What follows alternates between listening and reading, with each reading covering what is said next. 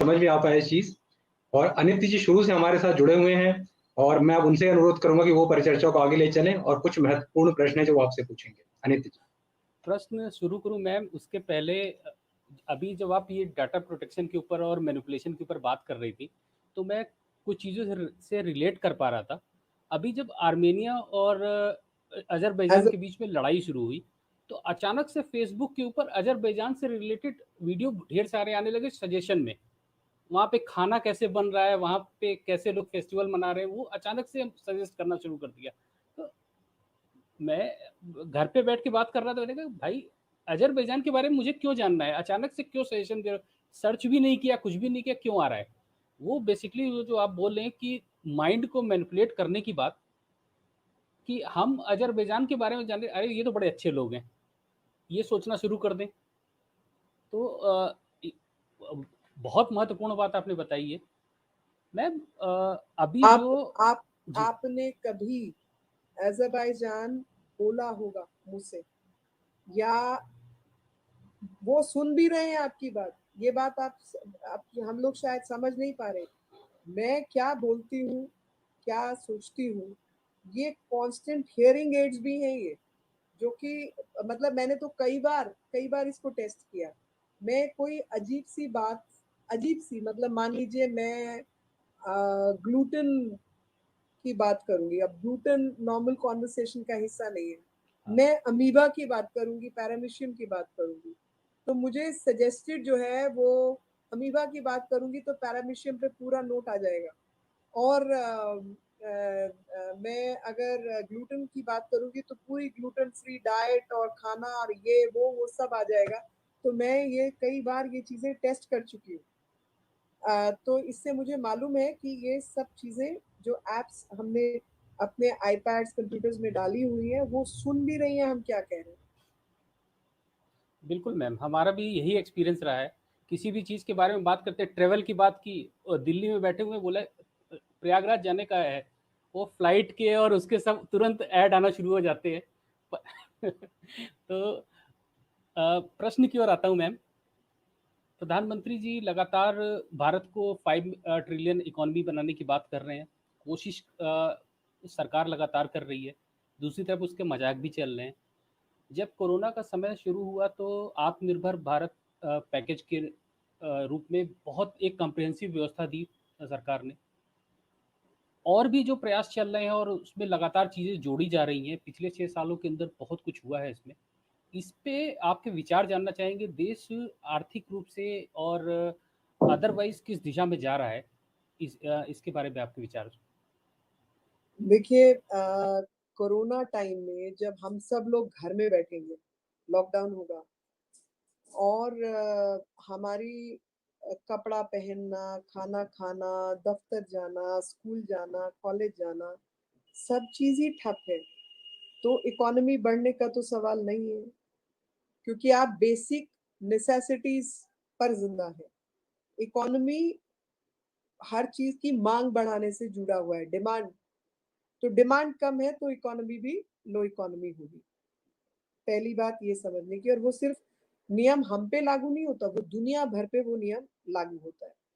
लेकिन कोरोना ने हमें ये दिखाया कि हमारे इकोनॉमी में गैप्स क्या क्या है और हमारी स्ट्रेंथ क्या क्या है। तो हमारी स्ट्रेंथ ये थी कि एक मैं जैसे मैंने पहले भी कहा, दोबारा रिपीट कर रही हूँ कि मैं एक मिडिल एज महिला हूँ, 50 साल से ऊपर मेरी उम्र है। और मैंने अपने बचपन में राशन की लाइनें और राशन पे गेहूं लेना पड़ता है एक मध्यम आय वर्ग को देखा है, आंखों से देखा है। मैंने देखा है कि कैरोसिन के तेल की लाइन लगती थी। मैंने देखा है कि गैस सिलेंडर अगर महीने में कोई त्योहार आ गया और एक सिलेंडर से ज्यादा खर्च हो गया तो दूसरा सिलेंडर हमें ब्लैक में खरीदना पड़ता था, या कभी ब्लैक में भी नहीं मिलता था। डबल बैरल कनेक्शन लेना बड़ी बात होती थी, दूसरा सिलेंडर घर में हो और आप दूसरे सिलेंडर पे लेके आए। और आज हम पाइप गैस की बात कर रहे हैं। ये उदाहरण देना इसलिए अनिवार्य था कि जब आपकी स्पीड कम है तो श्रंकन इकोनॉमी होना स्वाभाविक है। लेकिन जब आपके इंसेंटिव सही सही जगह पे हैं तो आपको फायदा भी मिलना स्वाभाविक है। अब एफसीआई के गोदामों में आपके अनाज भरा हुआ था, यानी इस देश की पैदावार इतनी हो गई है कि आपको ऑस्ट्रेलियन गेहूं इंपोर्ट करने की जरूरत नहीं है। मुझे याद है अपनी माँ के मुंह से सुनते हुए, अरे ये लाल गेहूं है, ये ऑस्ट्रेलियन गेहूं है, ये तो घर में नहीं आएगी, लाल रोटी कौन खाएगा, ऐसा मेरी माँ बोलती थी कि उनको सफेद ही गेहूं चाहिए था। तो मैं हंसती थी क्योंकि बच्चों को तो लाल गेहूं तो फर्क क्या पड़ता है यार, लाल तो और ज्यादा अच्छा है, चलो आज कलरफुल रोटी खाए। बड़े लोगों को तकलीफ होती थी। अब तो आज आपके एफसीआई के गोदाम भरे हुए थे, जिसके कारण आपने देश में कहीं पर भी भुखमरी की स्थिति नहीं आने दी। आप सबको खाना पहुंचा पाए, बेसिक नीड सबकी पूरी हुई। फिर आपको लगा कि इस बेसिक हेल्थ सेक्टर के अंदर हम पीपीई किट्स नहीं बनाते, हम फेस कवर इस्तेमाल नहीं करते, हमारे पास हम दुनिया की सबसे बड़ी हाइड्रोक्सी क्लोरोक्वीन सबसे ज्यादा हम बनाते हैं, और हाइड्रोक्सी क्लोरोक्वीन ही है जो इसका ले दे के इलाज है, मगर वो सबको सूट नहीं करती क्योंकि पहली बात भारत उसका लीडरशिप पोजीशन पे है उसमें मैन्युफैक्चरिंग में। दूसरा, जितनी फैंसी कंपनीज है, जब वो फैंसी बीमारी का फैंसी इलाज जब तक नहीं निकाल लेंगे तो उनका रिसर्च एंड डेवलपमेंट का क्या फायदा। तो वो एक अलग किस्म की इकोनॉमी है। तो गैप्स मालूम होने के कारण आप पीपीई किट्स के आज कुछ महीनों के अंदर एक्सपोर्टर बन गए। आप face cover, face mask, hand sanitizer, ethanol, gloves आदि में माहिर बन गए और आत्मनिर्भर हो गए, और कुछ एक्सपोर्ट भी चालू कर दिया। और साथ में आपको गैप्स दिखाई दिए कि जी आप तो जो चिप्स हैं, इलेक्ट्रॉनिक चिप्स, वही नहीं बनाते, तो इलेक्ट्रॉनिक गैजेट्स के अंदर आप जिंदगी में कभी भी आत्मनिर्भर नहीं हो सकते। समझ रहे हैं आप? तो आपको कोई ना कोई ऐसी चीज, चाहे ताइवान के साथ काम करके, चाहे साउथ कोरिया के साथ काम करके, इस इंडस्ट्री को बढ़ाना ही होगा। जब तक ये इंडस्ट्री आपके हाथ में नहीं आती, तब तक आईओटी से लेकर बाकी तमाम चीजों में आप पीछे रहेंगे। तो कोरोना काल मेरे हिसाब से एक ऐसा समय था जो हमें हमारी कमियां और हमारी कुशलता दोनों दिखाता है। तो कुशलता तो भारत में संगठन की बहुत व्यापक है। आज सरकार भी प्रशासन की दृष्टि से कुशल है निर्णय लेने में और पॉलिसीज को इम्प्लीमेंट करने में, एमएसएमई को लाभ देने में, क्रेडिट फैसिलिटी उपलब्ध कराने में, फास्ट ट्रैक करने में, ये सब सरकारें काम कर रही है। लेकिन राज्य सरकार कैसी होगी वो निर्धारित करेगा फाइनली पॉलिसी का आउटले क्या होगा। तो कोई राज्य अच्छा करेगा, कोई राज्य उतना अच्छा नहीं करेगा। केंद्र सरकार की योजना का लाभ उठाया जाएगा या उसको नहीं उठाया जाएगा। आयुष्मान भारत है, ऐसी तमाम चीजें जो हमारी स्ट्रेंथ्स है, हमारी स्ट्रेंथ भी और हमारी वीकनेसेस भी, और उसी के रहते मुझे लगता है कि काफी हद तक जो बेसिक चीजें हैं उसमें भारत काफी आत्मनिर्भर है। मैंने एनटीपीसी की भी एक कोपू वाली कमेटी में उनका भी सर्वेक्षण और बाकी चीजें करी, एक स्टडी किया उसको। तो एनटीपीसी हमारी एक ऐसी कंपनी है जिसने जितने पावर प्लांट्स लगाए हैं वो सब मेड इन इंडिया है, तो जो अपने आप में बड़ी बात है। और डिफेंस का मेरे को कुछ इंटरेस्ट रहता है, तो जो आज हम बुलेट प्रूफ जैकेट्स बना पाए, आपको हैरानी होगी जानकर, उसमें वही गिलहरी वाला योगदान मेरा भी था। ये व्यक्ति का एक ईमेल आया मेरे को जिसमें उन्होंने कहा कि मैं इजराइल आदि ऐसे डेवलप देशों को ये वाली जैकेट बेचता हूँ, और दुख की बात है कि मेरी अपनी सरकार विदेशों से घटिया क्वालिटी की 3 गुना दाम पर जैकेट्स खरीदती है और मेरी जैकेट को खरीदती नहीं है। मैंने उसको स्टडी किया, उनकी और डिटेल मंगाई कि आपकी, तो मैंने कहा कारण क्या है, तो वो कहा कि मेरी टेक्नोलॉजी सबसे अलग टेक्नोलॉजी है। वो आईआईटी दिल्ली के 70s के ग्रेजुएट हैं जो ये इसके मैनेजमेंट और मटेरियल साइंसेस के पीएचडी है। बीटेक उन्होंने आईआईटी दिल्ली से किया, एमटेक आईआईटी दिल्ली से किया, पीएचडी मटेरियल साइंस में उनका आईआईटी दिल्ली से है। उनका बेटा सेम इंडस्ट्री में है और उन लोगों ने मिलकर ये बुलेट प्रूफ जैकेट बनाई है जो कि लेटेस्ट टेक्नोलॉजी है, सबसे लाइट जैकेट है और सबसे बेस्ट क्वालिटी जैकेट है। तो L1 की बिडिंग में वो आ ही नहीं सकते, क्योंकि L1 की बिडिंग में आपके एक से अधिक लोग होने चाहिए, तभी आपको कॉन्ट्रैक्ट मिलेगा, नहीं तो नहीं मिलेगा, चाहे कितनी स्पेशलाइज्ड आपकी टेक्निक क्यों ना हो। तो खैर मैंने एक दो जगह उसको बोला, और अपने पार्लियामेंट के जो डिफेंस बजट का भाषण था उसमें भी इस बात को कहा। लो एंड बिहोल्ड वो काम हो गया, और भारत सरकार ने मेड इन इंडिया प्रोडक्ट को प्रमोट किया, और पॉलिसी लेवल पे उस पॉलिसी को बदला गया। तो आई एम श्योर कि अभी 2-3 लोग मेरे को यही कह रहे थे कि मैम आप थोड़ा इनिशिएटिव लेके हमारी मदद करें, जिसमें 6 साल से भारत ने एक जहाज बनाया हुआ है, भारत की एक भारतीय कंपनी ने जहाज बनाया हुआ है, और दुख की बात है कि उसका अप्रूवल नहीं है। तो ऐसी कई सारी चीजें हैं जिसमें भारतीयों का काम बहुत अच्छा है, मगर कुछ ब्यूरोक्रेसी का रेड टेपिज्म है, कुछ इंटरेस्ट ग्रुप्स है जो कि उन चीजों को होने नहीं देते हैं। तो मुझे लगता है कि हम सब लोग सही सही स्थान पर सही सही समय पर अपनी बात कहेंगे, तो वो सही आंखों में भी आएंगी, और वो सब करेक्शन का हिस्सा भी बनेंगी, और आत्मनिर्भर भारत तो तय है। और उससे भी बड़ी बात यह है कि डेमोग्राफी आपके पक्ष में है। 130 करोड़ का ये देश है, 60% युवा है, और जिस एस्पिरेशनल इंडिया की बात मैंने अपनी एस्पिरेशनल कॉन्स्टिट्यूएंसी के माध्यम से कही, ये बदलता भारत है जो काम की बात रखना चाहते हैं, फालतू पचड़ों में उसका इंटरेस्ट ही नहीं है। तो आप अगर उस पे फोकस्ड रहेंगे, काम पे फोकस्ड रहेंगे, तो आपकी डिलीवरेबल्स भी अधिक होंगे, और वो ऐसे देश में बदलाव भी ला पाएंगे, और इकोनॉमी हमारा ठीक हो जाएगा। जैसे जैसे हम लोग अधिक सड़क पर निकलना चालू करेंगे, काम बढ़ेगा, लोगों का आवागमन बढ़ेगा, ट्रांसपोर्ट बढ़ेगी, चीजें ठीक होंगी, तो एक ही झटके में सब ठीक हो जाएगा। महत्वपूर्ण बात बताई मैम आपने। वो जो बुलेट प्रूफ जैकेट वाली बात बताई, उससे एक बात मेरे दिमाग में ये आ रही थी कि सोशल मीडिया पे हम रहते हैं और अक्सर देखते रहते हैं सरकार 6 साल में सरकार ने इसको बदला क्यों नहीं, अभी तक किया क्या। तो वो जो आप लगातार पर्सपेक्टिव दे रहे हैं, वो असली बात है कि ब्यूरोक्रेसी का जो मकड़ जाल है उसको शायद 6 साल क्या, अभी अगले 6 साल और शायद लगे तो पूरी चीज़ें स्ट्रीमलाइन हो जाए। वो जो मेंटल सिंक है ना, वो जब तक शासक और जो जो असली शासक है ब्यूरोक्रेसी, दोनों का जब तक नहीं पूरा बराबर से आएगा, अभी अभी शायद नहीं आ पाया है। और आप जैसे जो एक्टिव और तेज लोग हैं वो लगातार उनको कोशिश करके कर लेते हैं, जहाँ पे यहाँ ये चूक हो जाती है वहाँ पे वो करके निकल जाते जी होंगे। जी, क्या है, सब लोग एक जैसे नहीं होते, लेकिन कुछ एक लोग इस तरीके के हैं जो सिस्टम का हिस्सा है, और उनके मन में अक्सर ये रहता है कि हम तो इस नेता को ही निपटा देंगे, हम तो इस नेता को ही आगे नहीं आने देंगे, ये हमारा कर क्या लेंगे। या उनको दिव्य दृष्टि किसी पर्टिकुलर की प्राप्त होती है, और यहाँ तो मेरा ये हिसाब है कि मैं ऐसी जगह पर रहती हूँ और ऐसी जगह पर पली बड़ी हूँ, पढ़ाई की है। मेरे अपने साथ के कॉलेज के कितने सारे लोग टॉप ब्यूरोक्रेसी में बैठे हैं, तो वो भी मुझे जानते हैं, मैं भी उनको जानती हूँ।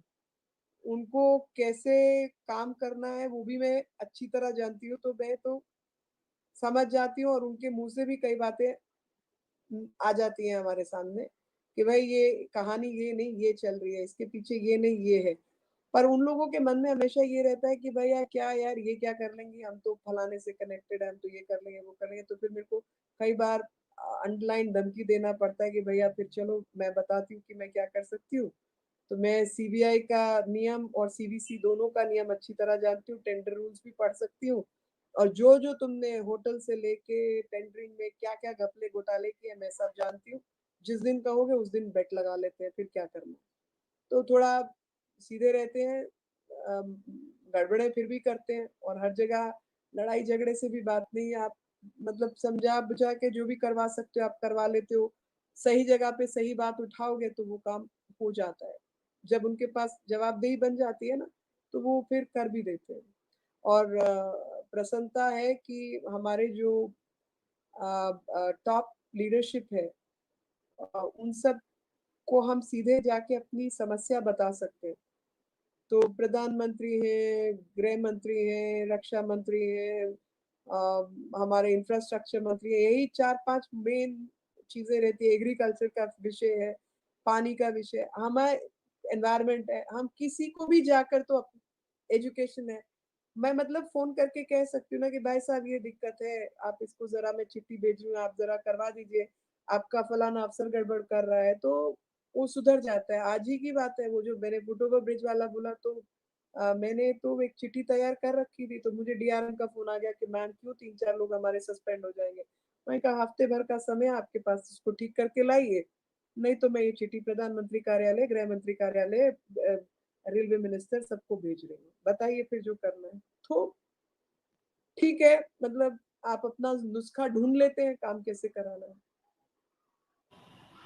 तो आपने जो बोला ना कि सही सही आदमी तक सही समय पे बात पहुंचा देना, इससे संबंधित ही एक प्रश्न मन में आया कि प्रधानमंत्री जी के साथ बहुत लंबे समय से आप काम कर रहे हैं। आपने खुद भी बताया कि 2012 से कैंपेन और वो सारी चीज़ें चल रही थी। तो प्रधानमंत्री जी के साथ जब आपका काम करने का जो अनुभव रहा है, उसमें कुछ चीज़ें ऐसी होंगी जो बाकी लोगों को हमारे लिए जानने वाली होने वाली हैं। तो वो हम अनुभव सुनना चाहेंगे प्रधानमंत्री जी से, कुछ ऐसी बात जो अलग, उनको औरों से अलग जो खड़ा करती है, सीखने वाली बात, आने वाला जो हमारी जनता है, युवा जनता, उनको जानना चाहिए इसको कि प्रधानमंत्री जी ने कैसे आपको प्रभावित किया है, उनके साथ काम करने के जो अनुभव हैं, उसके बारे में कुछ जानना चाहेंगे मैं। मेरा अनुभव 2012 नहीं, उससे बहुत पहले का है। और जब मैं पार्टी में भी नहीं थी, मैं तब से परिचित थी उनसे, और मैं कभी पार्टी पॉलिटिक्स में आऊंगी ऐसा कभी विचार भी नहीं था।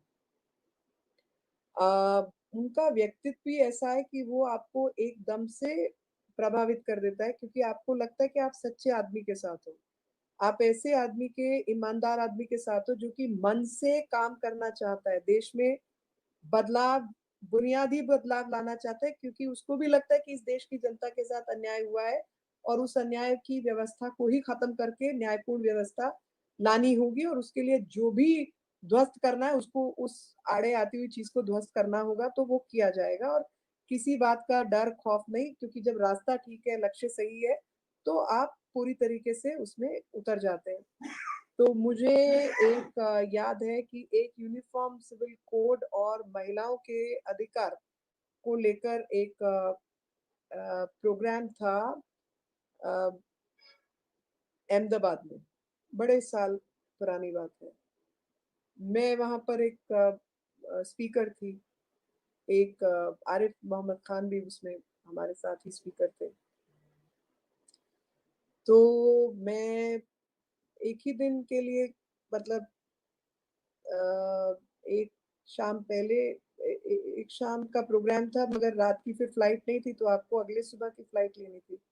तो मैंने पहुंचकर मैसेज किया, कॉल किया सीएम आवास में और दफ्तर में भी कि भाई मैं ये मीनाक्षी लिखी हूँ और भाई साहब से बात करनी है।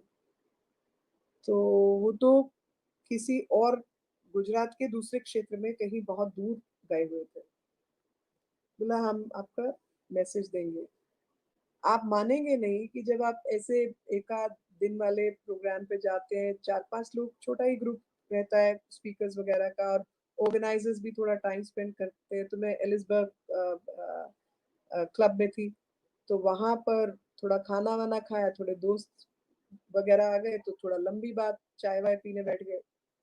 तो मुझे मेरे कमरे से फोन आया कि मैम आपका फोन है। मैंने, किसका फोन है? कोई 11 बजे का समय रहा होगा, 10:45 टाइप कि मुख्यमंत्री जी का फोन है। तो मैंने कहा अरे यार, इतने मैंने तो किसी और कुछ कहना नहीं था मुझे, खाली एक कि भाई नमस्ते मैं इधर हूँ, ऐसा बात करना था। तो मुझे इतनी हैरानी हुई कि ये व्यक्ति अभी घर पहुंचे हैं, मतलब ये 10:30 बजे पहुंचे होंगे, खाना नहीं खाया होगा, कपड़े नहीं बदले होंगे, और इनको ये संदेश मिला कि फला का फोन है, तो बैठते ही तो वापस फोन करना और हम कोई महत्वपूर्ण व्यक्ति नहीं है, हमारा कुछ लेना देना नहीं है, पार्टी से भी कुछ लेना देना नहीं था उस टाइम। तो वापस कॉल बैक किया, फिर मैंने नमस्ते किया और उसके बाद मैंने कुछ बात हुई, तो फिर अगली बार बात हुई तो मैंने कहा जी मैं तो अब आपकी पार्टी में आ गई हूँ मैंने आपकी पार्टी ज्वाइन कर ली है तो हंस दिए। और फिर कुछ वकालत की बात हुई तो बोले अब तो तुम वकालत बंद ही करो, अब तो पार्टी ज्वाइन कर ली ना तो यही काम करो तो एक ऐसा व्यक्तित्व जो कि छोटे से छोटे व्यक्ति को, छोटे से छोटे कार्यकर्ता को, जहाँ उनको लगता है कि चलो छोटा ही काम कर रहा है या कोई ही काम कर रहा है, तो ईमानदारी से व्यक्ति लगा हुआ है, इस बात की निगाह रखना। फिर मुझे वो भी याद है कि गोवा के अंदर हम लोग थे, कैसे क्या चीजें चल रही थी, मीडिया क्या उल्टी सीधी खबरें फैला रहा था, पूरा 2002 को लेके कैसी कैसी खबरें बनाई गई, कैसे गूगल मीट स्टैनफोर्ड यूनिवर्सिटी खराब की गई, मगर इस व्यक्ति के चेहरे पर मैंने आज तक शिकन नहीं देखी। आज तक मैंने ये नहीं पाया कि ये किसी भी स्थिति से हट जाए या अपना विचार, मतलब सही काम के लिए मॉड्यूलेट करना, आपने कुछ बात समझा दी और उनको लगा नहीं ये ठीक बोल रहे हैं और यही ठीक होना चाहिए, तो वो कोई भी छोटे से छोटा कार्य करता है वो उसकी बात सुनते हैं और वो काम करते हैं। और कोई भी, चाहे एसएमएस के जरिए, चाहे नमो ऐप के जरिए, चाहे ईमेल के जरिए, चाहे चिट्ठी के माध्यम से उनको कुछ भी भेजता है, वो संदेश पढ़ा जाता है और उसके ऊपर कार्रवाई की जाती है। और एक नहीं, हजारों बार मैंने ऐसा देखा। और मैं भी एक उन्हीं लोगों में से हूँ जो जिनका सिर्फ ये रहता है कि भाई पीएम साहब का आदेश है तो ये काम तो होना ही है, कुछ हो जाए तो। और हम ऐसे करोड़ों कार्यकर्ता होंगे जो इस विचारधारा के हैं। तो मैंने तो उनको देखा कि हर बारीकी में, हर चीज के अंदर, दूर दूर के कार्यकर्ता, छोटा बड़ा कुछ नहीं, पद का कुछ ऐसा मैं तो नहीं, वो कनेक्टेड रहते हैं और फीडबैक मांगते रहते हैं। मतलब चुनाव है, कुछ है, आपके इलाके में क्या हो रहा है, आपको कभी तो फोन आ जाएगा कि मैं सो एंड सो बोल रहा हूँ। और मजाक भी, मतलब हंसी में भी कुछ चीजें ऐसे कह देंगे आपको, और सीरियस व्यक्तित्व है मगर आप बात कर सकते हैं। तो जो इम्प्रेशन है कि बात नहीं कर सकते, ऐसा नहीं है, उनसे आप बात कर सकते हैं, वो इजीली आपकी बात सुन भी लेते हैं, बशर्ते उसमें कुछ मैटर होना चाहिए, फालतू नहीं मगर मटेरियल चीज होनी चाहिए, और उस पर क्रियान्वयन भी हो जाता है बिना किसी को कहे, बिना कुछ नाटक नौटंकी किए। बहुत प्रभावशाली व्यक्तित्व है और इसीलिए देश की किस्मत बदलने का काम वो कर पाएंगे। So true, man. सुनीत जी, जैसा मैम बता रही थी, मैं तो सोच रहा था कि मैम और बोलती जाएं और प्रधानमंत्री जी के बारे में हम कुछ और बातें जानते जाएं जो कि पब्लिक डोमेन में नहीं है, क्योंकि जो फर्स्ट हैंड एक्सपीरियंस होता है वो शायद दूसरों को नहीं है, और हम सीधे आपसे जाने क्योंकि आपने एक्सपीरियंस किया है, आपने कहीं और से नहीं ली वो बात। तो एक बहुत सुखद अनुभव होता है, और यही नमो ऐप वर्चुअल मीट की विशेषता भी है कि हमें उन लोगों से बात करने का मौका मिलता है और उन लोगों से सीधा जानने का मौका मिलता है जिन्होंने प्रधानमंत्री जी के साथ कार्य किया है, समय व्यतीत किया है, और वो अपने निजी अनुभव साझा करते हैं, जो कि हमें भी प्रेरणा देता है कि प्रधानमंत्री जी का व्यक्तित्व कितना अलग है और शायद किसी से कंपेयर नहीं कर सकते हम उसको। और इसके साथ